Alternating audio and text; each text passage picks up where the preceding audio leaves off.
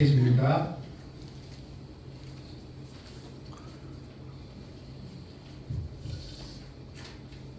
오늘 본문 말씀 히브리서 11장 21절 말씀을 저와 여러분이 함께 말씀을 합독하도록 하시겠습니다. 믿음으로 야곱은 죽을 때에 요셉의 각 아들에게 축복하고 그 지팡이 머리에 의지하여 경배하였으며. 아멘. 용두삼이라는 고사성어를 아나요? 네. 어떤 뜻입니까? 용의 머리로 머리, 다음 뱀의 꼬리. 꼬리. 어떤 일을 시작할 때는 아주 거창하고 멋지게 잘 시작하는데 마무리를 잘 못 짓는 일을 용두삼이라고, 그런 사람도 용두삼이라고 이야기합니다. 시작은 반이라는 말도 있습니다. 그 말은 무슨 말입니까? 시작이 그만큼 중요하다는 의미입니다. 그러나 저는 시작보다는 더 중요한 게 있다고 생각합니다. 그것은 무엇일까요? 마무리를 내가 어떻게 하는가가 훨씬 더 중요합니다. 마무리가 배제된 것은 용두삼이 같은 시작이고, 아울러서 시작하지 않은 만도 더 못한 일이 됩니다. 인생도 이와 똑같지 않을까? 우리 인생을 멋지게 시작하는 것 중요합니다. 중간중간마다 아름다운 모습을 보이는 것 굉장히 소중하고 중요하다고 생각합니다. 그러나 인생에 있어서 진짜 가치 있고 중요한 일은 내 인생을 내가 제일 마지막에 어떻게 마무리하고 우리 후손들에게 보여주면서 내 인생을 마무리할 것인가 라고 하는 사실이 더 중요하다는 사실입니다. 마라톤 경주처럼 인생에 대한 진정한 평가는 제일 마지막에 이루어진다라고 그렇게 생각해 봅니다. 1917년도 한국 최초의 현대 소설 궁정을 발표한 사람이 누군가 하면 추는 이강수입니다. 이때 평가가, 언론에서의 평가가 한국 소설 문학의 새로운 영역을 개척한 위대한 인물이라고 평가를 내렸습니다. 이때 이강수의 나이가 고작 25살이었습니다. 그러니 얼마나 대단했겠습니까? 참으로 화려한 출발이었습니다. 이어서 발표한 헐, 사람, 그것만 하더라도 한국 문학사에 영원히 기록되어질 불멸의 건자탑이었습니다. 또한 그는 상해 임시정부로 건너가서 기간지인 독립신문의 주필을 담당했습니다. 그 후에 귀국하여서는 동아일보 평직국장을 거치고 조선일보의 부사장을 역임하면서 민족 갱생의 이상의 고취시키다가 투옥되는 건 명실상부한 온 국민으로 추앙받는 민족의 영웅이었습니다. 그러나 해방을 불과 몇 년 앞두고 이강수가 생각하기엔 도저히 한국에는 독립이 이루어질 수 없겠다는 생각을 나름대로 정리하면서 그는 일제의 압력에 굴복당하고 맙니다. 그래서 변질됩니다. 그래서 일제를 찬양하면서 수많은 젊은 청년들에게, 학도병들에게 일본을 위해서 싸우는 일에 적극 지원하라고 방송에 참여하기 시작했고 신문에 글을 실기 시작했습니다. 그로 인해서 해방 이후에 반민족행위처벌법에 의해서 구속되는 불명예를 안았다가 6.25 전쟁 중에 납북되어서 그곳에서 병사하고 말았습니다. 민족 성각자로 불릴 만큼 젊은 시절에 가장 탁월했던 인물이라고 평가를 받았지만 그의 인생의 마무리는 전혀 바람직하지 못한 모습이었습니다. 1992년도 3월달에 이광수 선생의 탄생 100주년을 기념하기 위해서 이광수 선생의 장남인 미국 존스 홉킨스 대학의 교수로 있는 이영근 교수가 잠시 귀국을 했습니다. 그래서 인터뷰를 하는 가운데 신문 기자가 이렇게 물어봅니다. 아버지의 친일에 대해서 어떻게 평가를 하는지 물어볼 때 이렇게 답합니다. 저는 참으로 착잡합니다. 많은 사람이 아버지의 친일 등 변절을 거론하고 있는데 그것은 너무나 당연한 것이기에 저희 자식들은 단지 몹시 괴로울 따름입니다. 이를 통해 우리는 한 사람이 인생 마무리를 잘못하는 것은 자신의 무덤을 파는 짓일 뿐만 아니라 죄 없는 자녀들에게도 피해를 가져다 줄 수 있는 안타까운 일임을 다시 한번 생각하게 됩니다. 그런데 잘 생각해 보면 살아있는 사람들 치고 자신의 인생, 우리의 인생이 용두사미 같은 인생이 되기를 원하는 사람은 한 사람도 없다는 사실입니다.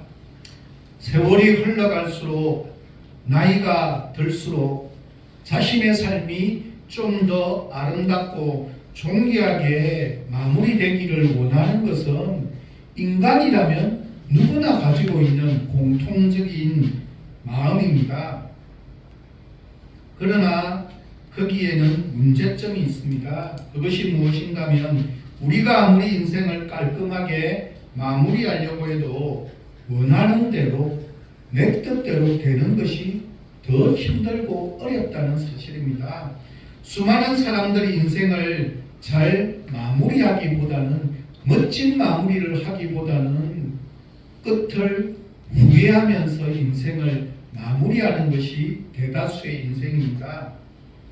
그러나 오늘 소개하고자 하는 야곱은 어떻게 보면 최고의 마무리 인생을 살았던 한 명 중에 우뚝 선 사람이 야곱이라고 생각해 봅니다.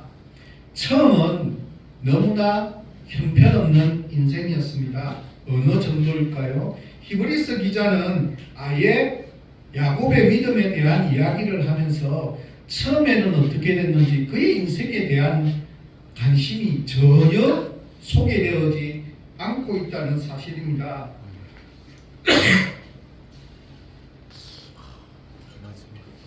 도대체 시작이 어느 정도일까요? 어머니 뱃속에서부터 쌍둥이로 가졌을 때부터 형과 티격태격하면서 싸우면서 뱃속에서 지냈고 태어날 때 형 에서의 발 뒤꿈치를 붙잡을 정도로 욕심이 가득 찼던 인물이 야곱임을 우리는 너무나 잘 알고 있습니다. 그는 선천적으로 지기 싫어했고 자기의 것을 끊임없이 붙들기를 원했던 허물이 많은 인생이었습니다. 자기에게 조금이라도 이득만 된다면 그 어떤 수단과 방법을 가리지 아니하고 자신의 것으로 만들기 위해서 살았던 인생입니다.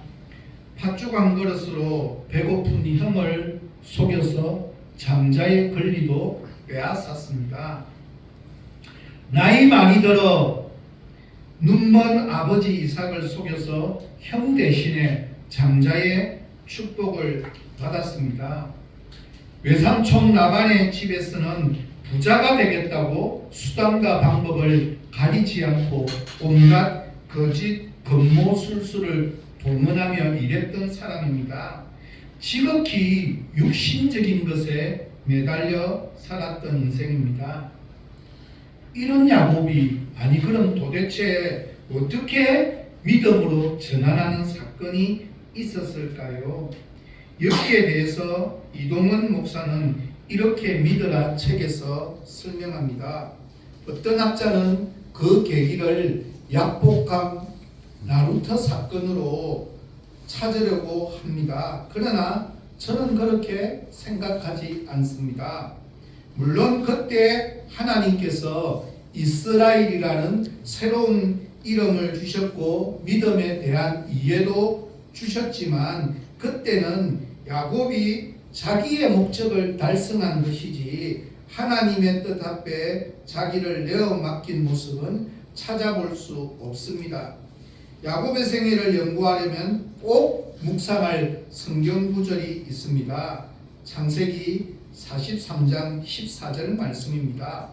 전능하신 하나님께서 그 사람 앞에서 너희에게 은혜를 베푸사 그 사람으로 너희 다른 형제와 베냐민을 돌려보내게 하시기를 원하노라. 내가 자식을 잃게 되면 이르리로다. 이것이 야곱의 완전한 전환점입니다. 학자들은 이 말씀이 야곱의 정생애가 뒤바뀌는 획기적인 전환점으로 설명합니다. 왜 그럴까요? 이 이야기는 예전에 야곱과는 전혀 상반되어지는 모습을 설명하고 있기 때문입니다. 그는 자기 자식들을 바로가 있는 애굽으로 돌려보내면서 그것도 막내 베냐민이 불모로 잡혀있는 상황 속에서 말합니다. 내가 자식을 잃게 되면 이러리로다. 지금까지 야곱은 이렇게 자신의 문제를 간단하게 포기한 적이 한 번도 없었습니다. 그는 그가 가진 목적을 관철해야만 되는 자신의 것으로 만들어야만 되는 인생이었습니다. 반드시 꿈꾸었던 것을 이룩해야만 되는 사람입니다. 그런데 그가 드디어 아들을 포기했습니다. 그러나 이것은 결코 완전한 포기가 아닙니다. 그가 전능하신 하나님께서 그 사람 앞에 너희에게 은혜를 베푸사라고 말하였듯이 자신의 방법, 자신의 생각, 자신의 기준이 아닌 하나님께 전적으로 내어 맡기는 믿음의 모습으로 일대의 대전환이 일어난 사건입니다. 여기서 전능하신 하나님이라는 이 표현은 원어로 보면 엘로힘입니다. 하나님이라고 우리는 그냥 보지만 성경 말씀에는 하나님의 명칭이 다양하게 등장하고 있지만 그 중에 가장 영광스러운 이름이 엘로힘입니다. 즉 전능하신 하나님이라고 고백하고 있습니다. 야곱이 하나님을 만날 때 하나님의 이름을 불렀는데 여기에서 처음으로 엘로힘이라고 하는 하나님의 이름을 부르고 고백하는 모습입니다. 다시 말해서 그가 전능하신 하나님이라고 부르고 난 이후부터 그의 삶이 새로운 전환점으로 찾아들기 시작했습니다. 우리도 이 땅을 살아가면서 나름대로 때때로 목표를 세워놓고 이루어지지 않으면 그 목적을 위해서 수단과 방법을 가리지 않을 때가 있습니다. 잘 생각해 보면 이것은 내가 전능하신 하나님을 전적으로 다 받아들이지 못하고 믿지 못하기 때문입니다. 우리의 힘으로 할 수 있다고 생각하기 때문입니다. 그러나 전능하신 하나님, 엘로힘의 하나님을 내가 분명히 믿는다면 하나님께 맡기고 하나님의 방법, 하나님의 시간, 하나님의 때에 하나님께서 친히 해결해 주신다라는 믿음이 필요하다는 사실입니다. 예전에 야곱은 온갖 방법을 다 동원해서 자기가 원하는 것을 이루어 나갔던 사람입니다. 분명 약복강에서 너무나 큰 하나님의 은혜를 경험했고 그의 인생에 특별한 계기를 마련했지만 그는 여전히 인간의 연약함을 소유한 연약한 인생이었습니다. 그랬던 야곱이 지금 이때 개인적으로 그리고 인격적으로 직접적으로 하나님을 만나게 되는 사건이 찾아왔다는 뜻입니다. 이 부분을 김양재 목사는 합격이라는 책에서 이렇게 설명합니다. 야곱은 반드시 이겨야만 직성이 풀리는 그야말로 집착의 끝판왕이었습니다. 그랬던 야곱이 그 집착의 종착점인 베냐민을 내려놓고 내가 자식을 잃게 되면 이르리로다 라고 고백합니다. 야곱의 중독은 그 유명한 라헬입니다. 그런데 지금 라헬도 요셉도 다 떠나고 없습니다. 라헬의 소생 중에 이제 마지막으로 나면 베냐민을 보내고 나면 정말 야곱이 부를 이름이 다 없어집니다. 그런데 부를 이름이 없어지고 나니, 그가 의지했던 이름이 없어지고 나니 비로소 야곱의 입에서 전능하신 하나님께서 은혜 베풀기를 바란다라고 하는 놀라운 믿음의 고백이 터져 나온다는 사실입니다. 왜요? 베냐민의 생명은 애굽의 권력자가 아닌 하나님의 손에 달려 있음을 믿었기 때문입니다. 이렇게 야곱이 베냐민을 내려놓자 하나님께서 개입하시고 하나님께서 역사하시고 하나님께서 간섭하시고 하나님께서 풀어나가는 사건이 시작되어지는 역사적인 순간입니다. 베냐민은 야곱의 인생에서 자신의 자녀들 중에서 자신의 의지로, 즉 자발적으로 처음 내려놓는 자식입니다. 이때부터 하나님의 역사는 놀랍게 나타나기 시작합니다. 내가 가장 아끼는 것을 내려놓으면 그때부터 하나님께서 역사하실 수 있는 하나님의 시간의 방법이 시작된다는 사실입니다. 그렇게 생각하면 우리 인생도 기대할 수 있는 것은 나의 방법들을 내려놓고 엘로힘 되시는 하나님에게 전적으로 내어 맡길 때부터 비로소 온전하고 바른 기대가 시작된다는 사실입니다. 그래서 이제 드디어 오늘 본문의 믿음의 선진들 가운데 한 명으로 야곱을 소개합니다. 히브리서 기자는 야곱의 파란만장한 삶의 여정은 전혀 언급하지 않습니다. 요셉의 아들들을 축복한 사실만을 가지고 오늘 본문 히브리서 11장 21절을 기록하고 있습니다. 야곱의 젊은 날의 믿음은 순수하지 못했지만 야곱의 노년기의 믿음이 너무너무 아름다움을 나타내고 있는 말씀입니다. 오늘 본문은 야곱이 애굽에서 죽기 직전에 발생했던 사건을 설명하고 있는 내용입니다. 왜 야곱이 선택되었는지에 대해서 오로지 이유는 뭐라고 이야기합니까? 믿음으로 야곱은 그렇게 설명하고 있습니다. 이 한 가지뿐이지만 이 믿음을 본문에서는 세 가지로 펼쳐서 우리에게 설명합니다. 믿음으로 야곱은 세 가지 어떤 믿음을 이야기합니까? 믿음으로 죽었으며 믿음으로 각 아들들에게 축복하였고 믿음으로 그는 경배하였다라고 오늘 본문은 우리에게 설명하고 있습니다. 야곱은 하나님의 은혜를 따라서 자신의 삶을 아름답게 마무리합니다. 야곱의 믿음은 젊어서보다는 늙어서보다는 마지막 임종 앞에 두고 더욱더 깊어지는 놀라운 믿음의 모습을 우리에게 보여줍니다. 일반 사람들은 어때요? 믿음 생활 잘하다가 마지막에 죽음 앞에 두려움에 떨려서 믿음을 버리는 사람들이 왕왕 보여지는 것이 이 땅의 삶의 현실적인 모습입니다. 그래서 우리의 믿음도 세월이 흐를수록 더 아름다워지고 더 돈독해지는 아름다운 모습이 있기를 저는 소망해 봅니다. 먼저 야곱은 오늘 본문을 보면 믿음으로 죽었다라고 분명히 언급합니다.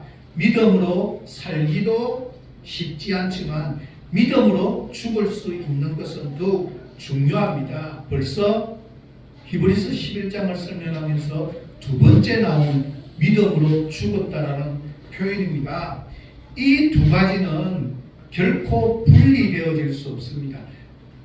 이 땅을 살아가면서 삶 가운데 믿음이 드러나는 것도 소중하고 중요하지만 더 소중한 마무리는 믿음으로 죽음을 맞이하는 것입니다. 히브리서 11장에 나타난 모든 믿음의 선진들은 믿음으로 살았고 믿음으로 죽었던 사람들입니다. 우리가 잘 아는 레오나르도 다빈치는 이런 말을 남겼습니다. 잘 보낸 하루가 편안한 잠을 가져다 주듯 잘 보낸 일생이 편안한 안식의 죽음을 선물한다. 너무너무 아름다운 표현이라는 생각이 들었습니다. 나무는 세월이 갈수록 속이 텅 빈 고목이 되어버리고 맙니다. 벌레에 의해서 안의 것이 텅텅 빕니다. 그러나 우리는 나이가 들어갈수록 신앙의 고목이 아니라 거목이 되어야 합니다. 냄비처럼 쉽게 뜨거워졌다가 쉽게 식어버리는 믿음이 아니라 뚝배기처럼 뜨거움이 계속해서 오랫동안 지속되어지는 믿음이 되어야 믿음으로 우리의 마지막을 마무리할 수 있습니다. 하나님께서 우리를 부르시는 날 믿음을 따라서 우리의 삶을 아름답게 마감하고 하나님의 품에 안길 수 있는 여기에 있는 모든 식구들이 되어지기를 저는 간절히 기도하며 소망해 봅니다. 계속해서 본문에서 소개하는 야곱의 믿음은 손자들을 축복하는 믿음입니다. 이 배경을 잘 알아야 합니다. 이스라엘의 12지파는 누구를 통해서 오늘 본문의 주인공인 야곱을 통해서 시작되었지 않습니까? 야곱은 하나님 앞에서 야복강 나루터에서 실험하다가 이스라엘이라고 하는 새 이름을 얻게 되었습니다. 바로 이때부터 이스라엘의 민족과 그 나라의 이름이 기원됐다는 것을 우리는 성경을 통해서 잘 알고 있습니다. 이스라엘 민족은 처음에 12지파로 형성되었고 지금도 현대도 12지파의 계보를 그들은 누리고 있고 자랑하고 있습니다. 나라를 잃었던 2000년 동안도 그들은 그것을 잊어버린 적이 한 번도 없습니다. 2000년 뒤에 나라를 찾고 난 이후에도 12지파로 그들은 자랑스럽게 당당하게 간직하고 있습니다. 구약에 나타난 하나님의 백성, 즉 이스라엘 백성들을 형성하는 뼈다가 되었던 12지파는 바로 야곱의 12아들에게서 기원하였습니다. 야곱의 12아들은 4명의 아내를 통해서 얻었습니다. 외삼촌 라반의 집으로 형 에서를 피해서 도망간 야곱은 그곳에서 외삼촌의 딸 중에 한 명인 라헬을 너무너무 사랑하고 좋아했고 그래서 허락을 받았고 아내로 삼기 위해서 열심히 7년 동안 열심히 일을 했는데 신혼 첫날 밤을 보내고 난 다음날 아침에 보니 자기가 사랑했던 라헬이 아니라 레아라는 사실을 깨닫게 되어서 어떻게 합니까? 다시 달라고, 내가 사랑했던 라헬을 달라고, 그래서 7년 동안 더 열심히 일을 하지 않습니까? 그래서 마침내 자신의 아내로 맞이하게 됩니다.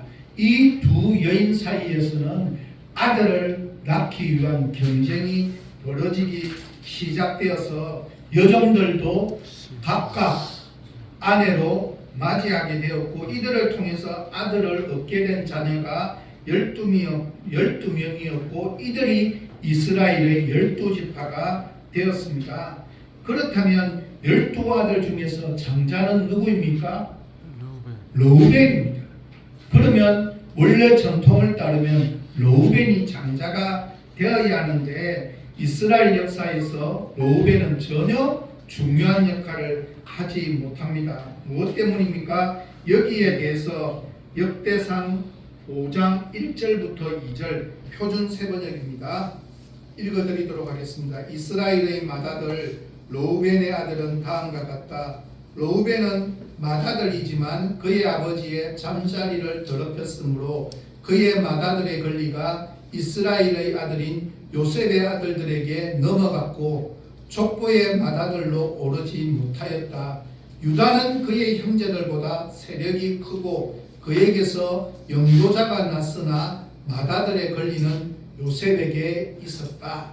무슨 말인가 하면 르우벤이 범죄를 하게 되고 그 일로 인해서 실질적인 장남의 역할은 요셉에게로 넘어갔다고 이야기합니다. 그리고 지파 형성에 있어서 요셉의 두 아들인 므낫세와 에브라임이 중요한 역할을 담당하게 되는 것이 오늘 본문의 내용입니다. 또한 장남의 역할은 요셉이 계승하지만 실질적인 지도자의 역할은 르우벤이 아니라 유다 지파라는 사실을 설명하고 있습니다. 요셉이 장자의 역할을 하였기에 요셉은 장자인 두 배의 복을 두 아들을 통해서 각각 받게 되었습니다. 본인은 제거되었지만 배를 축복은 두 아들을 통해서 각각 받았기 때문에 장자의 복을 받게 됩니다. 여기에 어려운 해석의 문제가 있습니다. 어떤 문제입니까? 므낫세과 에브라임은 야곱의 아들이 아니라 엄연히 손자이지 않습니까? 그럼에도 불구하고 우리는 흔히 이야기하기를 야곱의 12아들이라고 그렇게 부르지 않습니까? 이 문제를 해석하기 위한 문제는 잠시 기억해 두고 다른 부분을 해석하면서 이 부분이 자연스럽게 해석하게 됩니다. 본문으로 돌아왔습니다. 믿음으로 요셉의 각 아들들의 각자를 축복하였습니다. 이런 본문의 배경이 창세기 48장입니다. 48장 10절부터 12절까지 말씀입니다. 이스라엘의 눈이 나이로 말미암아 어두워서 보지 못하더라. 요셉이 두 아들을 이끌어 아버지 앞으로 나아가니 이스라엘이 그들에게 입맞추고 그들을 안고 요셉에게 이르되 내가 네 얼굴을 보리라고는 생각하지 못하였더니 하나님이 내게 네 자손까지도 보게 하셨도다. 요셉이 아버지의 무릎 사이에서 두 아들을 물러나게 하고 땅에 엎드려 절하고. 이 부분을 김서택 목사님 12아들이 받은 축복에서 이렇게 해석합니다. 야곱이 두 손자에게 입을 맞추고 그들을 끌어안는 모습을 보면서 단순히 손자들을 향한 뜨거운 사랑에 대한 표현만이 아니라는 것입니다. 그들을 끌어안는 것보다 더 중요한 동작은 12절에 보이고 있는 자기 무릎 사이에 세워두었다라고 하는 표현입니다. 므낫세와 에브라임은 한두 살 때 할아버지 야곱을 만나게 된 것이 아니라 이미 20살이 다 된 장성한 아들로서 만나게 됩니다. 그런데 다 큰 이 청년들을 자기 무릎 사이에 세워두고 껴안고 입을 맞추고 있는 이 행위가 무엇을 의미하는가에 대한 다양한 해석이 있지만 이것이 입양의 특별한 의식이라고 해석합니다. 다시 말해서 야곱은 애굽에서 태어났고 애굽에서 자라 아직 할례도 받지 않는 이 이방의 손자들에게 입맞추며 그들을 자기의 무릎 사이에 세움으로써 그리고 입맞춤으로써 진정한 이스라엘의 민족으로 받아들이기 위해서 자신의 아들로 양자로 받아들이고 있는 부분이라고 그렇게 해석합니다. 지금 야곱은 요셉의 두 아들인 아들을 애정 넘치는 방식으로 입양하고 있는 모습입니다. 그는 그들에게 입을 맞추고 자기 품에 끌어안으며 두 무릎 사이에 세움으로써 더 이상 이방인이 아니요 진정한 이스라엘의 백성이 되었음을 선포하는 내용입니다. 야곱이 요셉의 두 아들을 자신의 무릎 사이에 세운 것은 그들이 하나님의 사랑받는 자녀가 되었음을 증명하고 선포하는 입양 의식이라고 하는 뜻입니다. 그러면 조금 전에 가졌던 그 어려웠던 해석의 문제가 손자가 아니라 아들로 받아들인 입양 의식을 치르고 난 이후에 하는 행동이었구나. 그렇게 보면 이스라엘의 12아들로 포함되어졌다는 의미가 무슨 의미인지를 알 수 있습니다. 입양함으로 인해서 이방의 아들들을 정당한 하나님의 나라의 백성으로 보았고, 요셉의 형들보다 갑절의 축복과 특권을 가진 자들로 축복하였습니다. 이렇게 므낫세와 에브라임이 요셉 지파 대신 이스라엘의 12지파에 들어와서 두 지파의 분깃을 차지하게 됨으로써 이스라엘은 13지파가 되었습니다. 그런데 여기서 레위 지파는 제사장 지파로서 기업이 없기 때문에 비로소 완전한 12지파, 그것이 이스라엘 나라의 12지파로 형성되어지는 배경입니다. 이들을 위해 이제 야곱이 축복의 기도를 하나님께 믿음으로 드립니다. 야곱이 보여준 믿음의 중요한 교훈은 사람의 뜻을 버리고 하나님의 뜻을 따르는 믿음입니다. 여기서 기억할 문제가 있습니다. 므낫셋은 장자이고 에브라임이 차자라고 하는 동생이라고 하는 사실입니다. 그런데 축복할 때는 에브라임을 먼저 언급하고 므낫셋을 나중에 언급한다는 사실입니다. 창세기 48장 5절 말씀입니다. 내가 애굽으로 와서 네게 이르기 전에 애굽에서 내게 난 두 아들 에브라임과 므낫셋은 내 것이라. 로벤과 시므온처럼 내 것이 될 것이요. 이게 좀 어려운 번역인데 내 아들이라고 하는 이 번역도 표준 세번역 성경과 공동 번역 성경을 받아들이면 어떤 뜻인가 하면 내 아들로 받아들임, 입양한 것 이전에 이미 아들로 해석하고 있는 부분입니다. 그러니까 성령께서 의도적으로 두 아들의 순서를 바꾸면서 야곱의 아들로 맞아들이고 있는 부분입니다. 이 바꾸어진 순서를 주목하여 보면 하나님은 므낫셋이 아닌 에브라임을 통해서 장자를 계승하여서 그를 통하여 하나님의 뜻을 이루기를 원하셨습니다.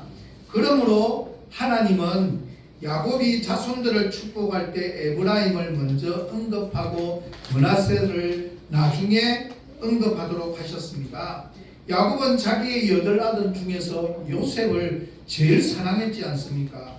야곱은 지극히 사랑했던, 자기의 생명보다 더 사랑했던 라헬의 몸에서 태어난 요셉의 이야기는 무엇이든지 다 들어주는데, 요셉이 미리 준비하고 이렇게 기도받겠다 하고 장자와 차자의 순서를 가지고 내려놓았지만 오히려 X자로 어긋나서 복을 하면서 잘 보이지도 않을 텐데, 그렇게 어긋나게 축복하는 이유는 성령 하나님의 감동하심을 마지막까지 그는 순종하는 모습으로 해석합니다. 그래서 이것을 이해하지 못한 요셉이 뭐라고 이야기합니까? 아버지여, 그리하지 마옵소서. 이는 장자니 오른손을 그 머리에 얹어소서 라고 말합니다. 그러나 창세기 48장 19절 말씀에서 야곱은 이렇게 이야기합니다.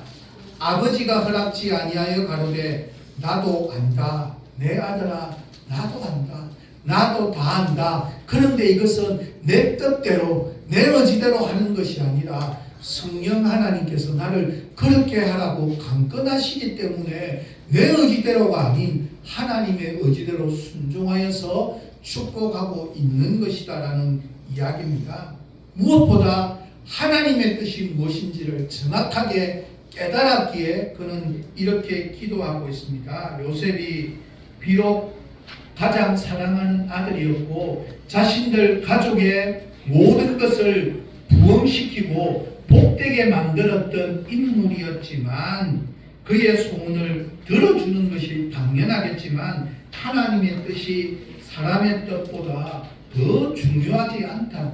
하나님의 뜻이 더 소중함을 너무나 분명하게 알고 있는 야곱의 인종의 모습입니다. 그는 하나님의 뜻이 에브라임을 통해서 계승되어야 한다는 것을 알았으므로 사랑하는 아들의 마지막 청탁을 거절합니다. 하나님의 뜻에 순종하기 위해서 사랑하는 사람의 뜻을 부인합니다. 그는 후손들을 축복하는 거룩한 장면에서 하나님의 뜻을 따르는 위대한 신앙의 모습을 우리에게 보여줍니다. 그리스도인들의 생애 가운데서 하나님의 뜻을 구별하는 것보다 더 중요한 일은 없습니다. 우리도 우리의 사랑하는 이들을 위해서 축복하되 하나님의 뜻이 그들의 삶 속에 이루어질 수 있도록 하나님의 뜻대로 되는 자녀들이 될 수 있도록 축복하며 기도해야 됩니다. 그러나 꼭 기억합시다. 내가 축복하는 것 뜻보다는 하나님의 뜻이 더 소중함을 기억합시다. 이것이 바로 야곱의 믿음이었습니다. 그렇다면 축복의 내용이 도대체 무엇이었을까? 도대체 어떤 축복의 기도를 드렸을까? 창세기 48장 15절부터 16절까지 말씀입니다. 우리 같이 한번 읽도록 하겠습니다. 그가 요셉을 위하여 축복하여 이르되 내 조부 아브람과 아버지 이삭이 섬기던 하나님, 나의 출생으로부터 지금까지 나를 기르신 하나님, 나의 모든 환난에서 건지신 여호와의 사자께서 이 아이들에게 복을 주시오며 이들로 내 이름과 내 조상 아브라함과 이삭의 이름으로 칭하게 하시오며 이들이 세상에서 번식되기를 원하나이다. 아멘.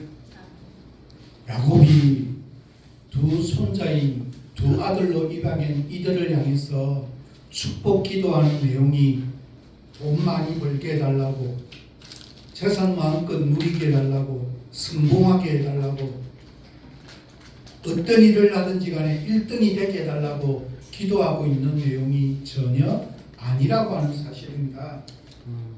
그가 축복으로 물려주고 싶은 것은 이때까지 자신의 살아온 삶 속에서 자신의 할아버지였던 아브람, 자신의 아버지였던 이삭이 걸어오면서 만났던 수없이 많은 좌절과 고통과 눈물 속에서 함께하고 동행했던 그 하나님께서 순간순간마다 어떻게 지켜주시고 보호하여 주시고 어떻게 인도하여 주셨던 그 하나님께서 지금도 살아계시고 역사하시는 하나님이시기 때문에 그분이 너희들을 지켜줄 것이라고, 그분들은 비록 땅 한 평도 얻지 못했지만 하나님의 약속을 부여잡았던 것처럼 나도 너희들이 그런 믿음을 부여잡고 살아가는 자녀들이 되어지기를 원한다라고, 그렇게 이 유산을 남겨주고 싶다고, 나를 지켜주시고 보호해 주신 그 하나님을 믿는 믿음을 가져라고 그렇게 이야기하고 있습니다.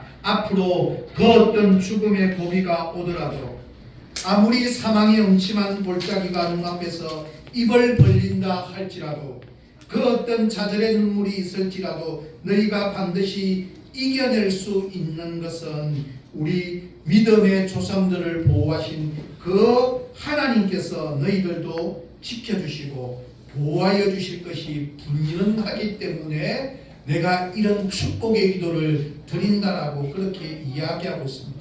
우리도 역시 동일합니다. 우리의 앞에 우리의 자녀들의 삶 가운데 어떤 삶이 펼쳐져 있는가가 중요한 것이 아니라 내가 하나님과 함께 동행하고 있는가, 아니면 내가 하나님을 떠난 것이 아닌가라고 하는 사실이 중요합니다. 내가 이 땅에서 누리게 되는 어떤 결과적인 삶이 중요한 것이 아니라 그것을 하나님과 더불어 함께 누리는 믿음으로 이룩하고 있느냐 아니냐, 내가 걷는 발걸음이 하나님과 함께 동행하고 있느냐 아니냐가 더 중요한 믿음이라고 그렇게 이야기합니다. 이 축복의 기도를 하고 난 이후에 어떻게 합니까? 마지막으로 야곱은 믿음으로 경배했습니다. 야곱의 마지막의 모습은 뭐라는 겁니까? 예배드리는 모습으로 하나님 앞에 서게 되었다라고 그렇게 이야기하고 있습니다. 이 말씀의 배경이 창세기 47장 31절 말씀입니다. 야곱이 또 이르되 내게 맹세하라 하매 그가 맹세하니 이스라엘이 침상머리에서 하나님께 경배하니라. 야곱이 침상에 앉아서 최후의 기력을 다해서 평소에 붙잡고 다녔던 지팡이를 의지하여서 일어서면서 하나님께 경배하고 있는 모습입니다. 야곱의 최후의 임종의 모습입니다. 나는 어떤 임종을 맞이하기를 원하십니까? 거짓 선지자 발람도 이렇게 말합니다. 내가 어린 같은 죽음을 죽기를 원하노라. 이 가짜 선지자도 의인의 죽음을 너무나 간절하게 원했습니다. 하나님의 사람 야곱은 임종할 때 우리 주님을 만나기 위해서 있는 힘을 다하여서 마지막 다시 한 번 더 일어나서 하나님을 경배했습니다. 하나님께 예배했습니다. 내 삶을 받아달라고. 자신의 힘이 부족하니까 지팡이를 의지했다라고 말씀합니다. 얼마나 아름다운 최후의 모습인지 모릅니다. 나의 최후를 어떤 모습으로 상상하십니까? 야곱의 모습이 나의 모습이 되어지기를 저는 소망해 봅니다. 우리 모두의 모습이기를 소망합니다. 저는 말씀을 마무리합니다. 사랑하는 천안교회 가족 여러분, 내가 멋있게 죽고 싶다는 희망과 결심만으로 그것이 이루어지게 되는 것은 아닙니다. 하나님을 날마다 나의 삶으로 경배하는 자만이 매 순간순간마다 하나님을 만나고 경험하고 그 하나님을 의지하는 사람들만이 죽음의 순간에도 하나님을 경배할 수 있습니다. 찬송함으로 평생을 살았던 사람은 찬송의 영광으로 임종을 맞이할 수 있습니다. 기도의 사람은 기도 가운데 주님을 마지막에 맞이하게 됩니다. 설교자들 가운데 마지막을 설교하다가 죽고 싶다는 소원을 가진 사람들이 몇 분 있는데 실제로 그런 분을 봤어요. 동네 중앙교회 원로 목사님으로 그분이 부흥회 인도하러 가셨다가 설교하다가 도중에 돌아가셨어요. 그러니까 부흥회하는 교회는 교회대로 야단이 나고 본교회는 본교회대로 야단이 났어. 은퇴하시고 난 뒤에는 모르겠는데 은퇴도 안 하셨는데 매일 그렇게 자랑하셨거든요. 자기는 마지막에 꼭 그렇게 될 거라고 했는데 설교하다가 돌아가셨어요. 덕은 안 된 거예요. 은퇴하시고 난 뒤에는 모르겠지만 그렇게 나름대로 기도의 소원을 덜 응답해 주셨다라고 할지는 모르겠지만 저는 그렇게까지는 안 되고 싶습니다. 그러나 마지막 나의 모습은 야곱의 임종의 모습처럼 믿음으로 맞이하고 죽음을 맞이하고 믿음으로 축복하고 믿음으로 경배하는 모습이 나의 마지막의 모습이 되는 것은 아름답다고 생각합니다. 그러기 위해서는 매 순간순간 가운데 나를 성장시켜 주시는 은혜를 따라서 하나님의 복을 의지하며 하나님과 교제하는 위대한 족장의 임종의 모습처럼 우리 모두의 임종의 모습도 마지막에 믿음으로 죽음을 맞이하고 믿음으로 자녀들에게 축복도 하고 믿음으로 마지막을 경배하는 모습이 우리 모두의 모습이 되어지기를 예수 그리스도의 이름으로 간절히 부탁드립니다. 함께 기도하도록 하겠습니다. 좋으신 하나님, 믿음으로 야곱이 죽음을 맞이하고 자녀들을 축복하고 마지막으로 임종을 맞이하며 하나님 앞에 경배하는 모습으로 서게 되는 것을 바라보게 됩니다. 우리의 살아가는 매 순간순간 가운데 나의 임종이 있음을 잊어버리지 아니할 수 있도록 도와주시고 자녀들을 위해서 마음껏 축복하는 평상의 삶을 살아갈 수 있도록 도와주시며 우리의 일상의 삶이 경배드리며 예배드리는 삶의 모습이 있을 수 있도록 하나님 은혜로 인도하여 주셔서 이런 일상의 모습이 마지막에 우리의 모습으로 지켜나갈 수 있도록 주께서 은혜 위에 은혜를 더하여 주옵소서.